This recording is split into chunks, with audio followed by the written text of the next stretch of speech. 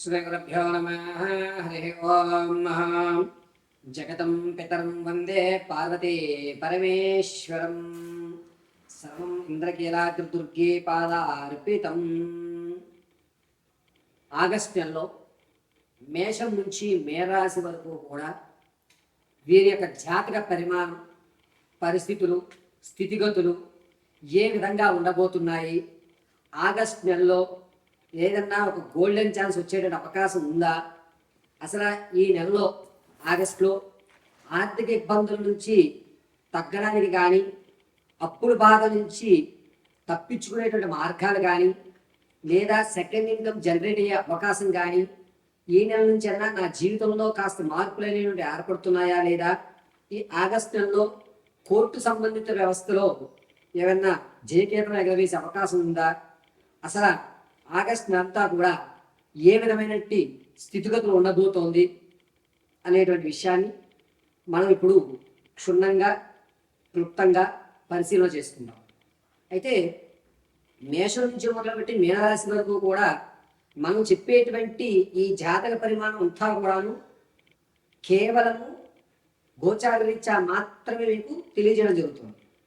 స్థితిగతులు కానీ, మీ యొక్క పరిస్థితులు కానీ, ఏదేమైనా సరే చెప్పే ప్రతి విషయము కూడా గోచారరీత్యా మాత్రమే తెలియజేసుకోండి. ఇది గుర్తుపెట్టుకోండి. వ్యక్తిగతంగా మీ యొక్క జాతకాన్ని తెలుసుకోవడానికి కింద స్క్రోల్ నెంబర్ సంప్రదించి మీ పరిపూర్తి జాతక విశదీకరణ తెలుసుకోండి. అయితే ప్రతి జాతకాన్ని కూడా జ్యోతిష్య పండితులు వివిధ కోణాల్లో పరిశీలన చేస్తూ దాని పరిష్కార మార్గాలు మీకు తెలియజేస్తూ ఉంటారు. అదేవిధంగా మేము కూడా మీ జాతక పరిశీలన సిస్టమ్ ఉపయోగించకుండా కేవలము చేతిరాతతో మాత్రమే మీ జాతక పరిశీలన అనేటువంటిది క్షుణ్ణంగా పరిశీలన చేసి చెప్పడం జరుగుతుంది.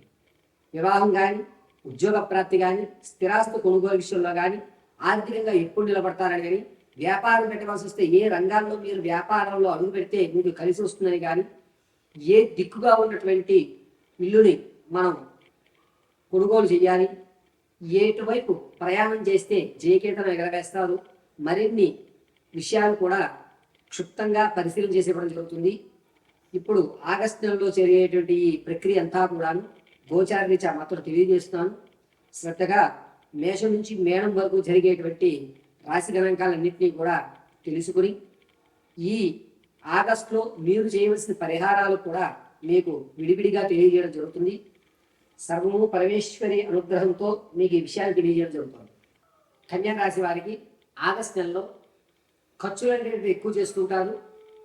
ధనం అనేటువంటి ముఖ్యం కాదు, మనం ఆనందంగా ఉండాలి, మనం మన కోసం ఖర్చు పెట్టుకోవాలి అనేటువంటి నాలుగుతో ఈ నెలంతా గడుపుతూ ఉంటారు. బిందు వినోదాల్లో ఎక్కువ ప్రాధాన్యత ఇస్తూ ఉంటారు.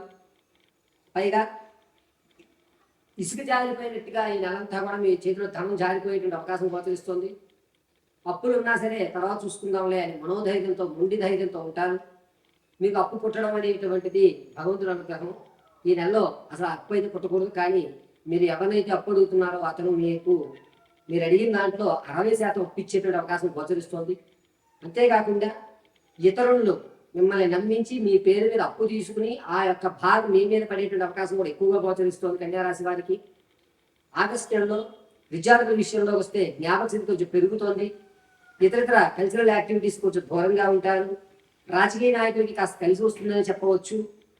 జనాల్లో గౌరవం అనేది పెరుగుతోంది. ఇక కన్యారాశిలో సంగీత, సాహిత్య, సినీ కళా పరిశ్రమలో ఉన్న వారికి మాత్రం ఇబ్బందిదాయకమైన వాతావరణం.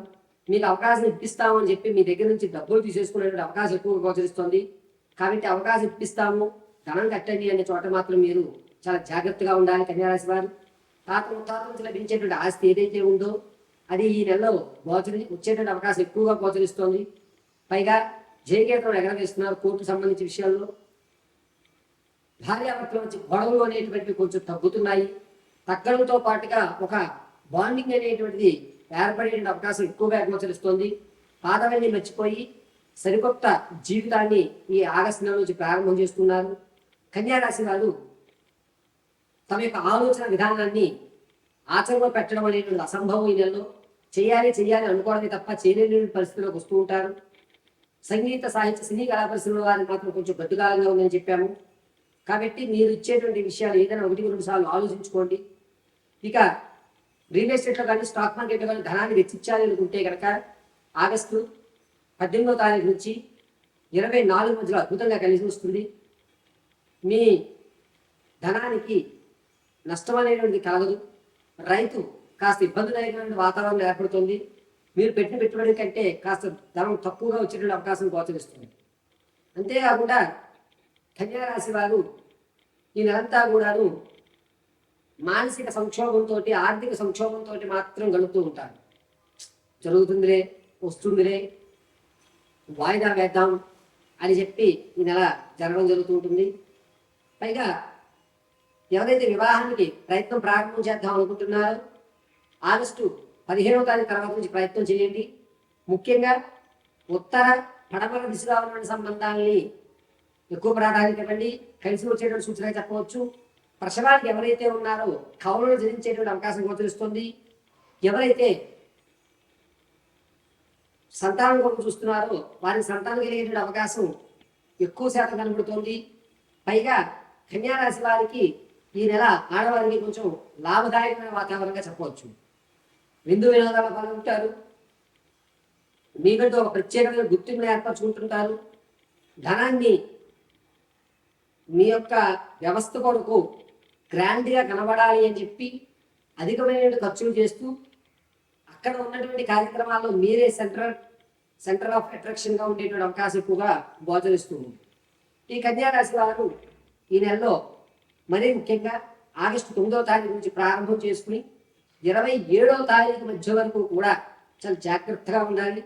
ముఖ్యంగా వెన్నునాడులు చివరి భాగం, అదేవిధంగా వెన్నుముక, వీపు భాగం ప్రమాదాలకు గురయ్యేటువంటి అవకాశం ఎక్కువగా గోచరిస్తుంది. కాబట్టి ప్రయాణాలు చేసే విషయంలో చాలా జాగ్రత్తగా ఉండాలి. ప్రతినిత్యము కూడా కన్యా రాశి వారు సుబ్రహ్మణ్య స్వామి ఆరాధన చేయడం అత్యంత శ్రేయస్కరంగా ఉంటుంది. దీంతో పాటుగా ఏదన్నా శివాలయంలో స్వామివారి బిల్వాలతో అర్చన గావింపజేయండి. కలిసి వచ్చేటువంటి సూచనగా చెప్పవచ్చు. కన్యా రాశి వారు ఈ నెలంతా కూడాను ప్రయాణాలు, అదేవిధంగా డబ్బు ఖర్చు పెట్టే విషయాలు ఆచితూచి ఖర్చు పెట్టుకోవడం అనేది చాలా శ్రేయస్కరము. ఈ రాశి వారు ఆగస్టు నెలంతా కూడా ఆరావళి ఉత్తరాగారాన్ని ధరించి మధ్య భాగంలో చంద్రాన్ని ధరించండి. క్షేమదాయకంగా ఉంటుంది. జాతకంలో ప్రతి విషయాన్ని కూడా గోచార రీత్యా మాత్రమే తెలియజేస్తారండి. ఈ వాయిద్యంలో మేము ఎవరు చెప్పినా సరే వ్యక్తిగతమైనటువంటి జాతకాన్ని ఒక్కొక్కరు ఒక్కొక్క కోణంలో చెప్తారు. కానీ లగ్న ప్రధానంతో జాతకాన్ని చెప్పడం, గురువు గారి మీద నమ్మకంతో ఆయన చెప్పిన క్రతువులు చేయడం వల్ల మాత్రమే మనకి సత్ఫలితాలు ఇస్తాయి. మనం ఒక డాక్టర్ గారి దగ్గరికి వెళ్ళిన తర్వాత ఆయన నమ్మి ఆయన ఇచ్చిన ట్యాబ్లెట్ అందులో ఏముంది, అందులో న్యూట్రన్స్ ఏమున్నాయి, మినరల్స్ ఏమున్నాయని చెక్ చేయం. డాక్టర్ గారు ట్యాబ్లెట్ రాశారు, మెడికల్ షాప్ ఆయన ఇచ్చారు, నమ్మకంతో ఆ ట్యాబ్లెట్ మనం వేసుకున్నాం. ఇక్కడ మనం పరిశీలన చేసింది ఒకటే, డాక్టర్ గారు రాసి ఇచ్చిన మెడిసిన్ ఇచ్చారా లేదా, డోలో 650 రాస్తే డోలో 650 ఇచ్చారా లేదా, సిఫ్లిక్స్ రాస్తే సిఫ్లిక్స్ ఇచ్చారా, అలా ఆయన ఏం రాశారు మనం ఏం తీసుకున్నాం. ఎలాగైతే మనం నమ్మకంగా ఉంటామో మాధ్యమాల్లో చెప్పేటువంటి గురువు గారు మీకు సలహాలు, సంప్రదింపులు, పూజా విధానాలు ఇస్తే అవి అలాగే మీరు చేయగలిగితే కనుక సత్ఫలితాలు వస్తాయి. కొంతమంది ఒక్కొక్క జాతకాన్ని విధి విధాలుగా చూడడం అనేది జరుగుతుంది. అంశచక్ర, ఆరూఢ చక్ర, నవాంశ చక్ర, దశాంశ చక్రాలుగా కొంతమంది జాతక పరిశీలన చేస్తూ ఉంటారు. అయితే అందరికీ తెలియజేసేది ఏమిటంటే సిస్టంలో కానీ ఆన్లైన్లో కానీ వచ్చేటువంటి జాతకాలు, కోణాలు అనేటువంటివి ఖచ్చితంగా జరగవు. కాబట్టి ఖచ్చితమైన ప్రాకారానికి చేతితో రాసినటువంటి జాతకాన్ని మాత్రమే పరిశీలన తీసుకోమని చెప్పదగ్గ సూచన. ఇక పూర్వం జ్యోతిష్యుడి దగ్గరికి వెళ్ళినప్పుడు జాతకాన్ని రాసి ఇచ్చేవారు, ఆన్లైన్లో తీసేవారు. టెక్నాలజీ డెవలప్ అయింది కదండి అంటే కాదు. చేతి రాత అంటే అతను అభిషేకాలు చేసిన తర్వాత హస్తవాసి అంటూ ఉంటారు. అందుకనే మనం జాతకాన్ని చేతితో రాయించుకోవడమే అత్యంత శ్రేయస్కరం.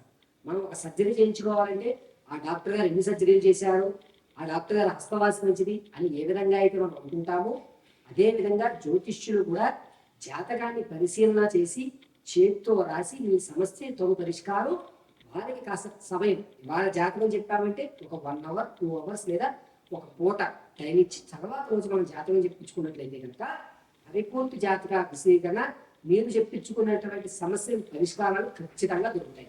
సర్వం శ్రీ పరమేశ్వరానికి